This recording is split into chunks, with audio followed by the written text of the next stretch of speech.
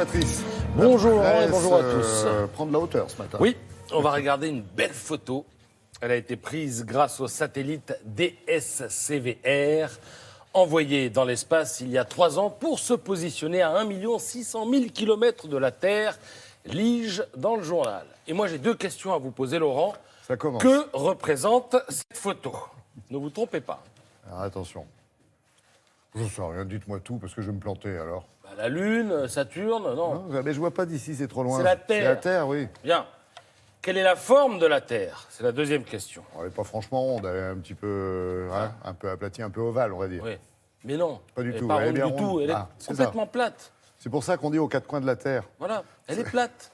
C'est en tout cas la conviction de 9% des Français. La Non. Terre est plate. C'est-à-dire que si je vais dans la rue, j'arrête 10 personnes, allez, mettons 11 personnes, je leur demande quelle est la forme de la Terre. Statistiquement, il y en a une qui devrait me répondre, la Terre est plate. Alors j'imagine que si je proteste, la personne me montrera le plancher des vaches en me disant, bah regardez, c'est plat, hein, on marche sur du plat, et l'affaire sera entendue. Donc, la Terre est plate pour près d'un Français sur 10.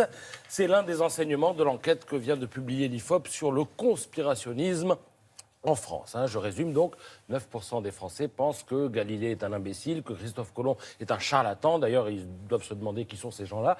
Mais il n'y a pas de quoi s'inquiéter. C'est d'ailleurs l'humanité qui nous rassure ce matin. Regardez, quel crédit donné à l'affolement sur les 9% de sondés qui croient la Terre plate, quand 91% des autres la savent ronde, soit l'absolue majorité. Lirez-vous sous la plume de Caroline Constant, qui voit la bouteille plutôt à moitié pleine que la bouteille à moitié vide.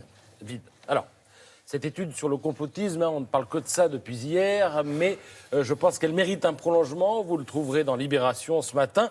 Vous y verrez que près d'un Français sur 3 pense que le gouvernement américain a laissé les choses se faire lors du 11 septembre ou que Daesh est manipulé par les services secrets occidentaux. Vous y apprendrez que plus d'un Français sur 2 pense que la CIA est impliquée dans l'assassinat de Kennedy, ou que 20% de nos concitoyens sont convaincus que les traînées blanches créées par le passage des avions sont composées de produits chimiques répandus pour des raisons secrètes. Alors, comme le résume Laurent Geoffrin dans son édito, la vérité est ailleurs. C'est une pente naturelle de l'esprit humain, écrit-il.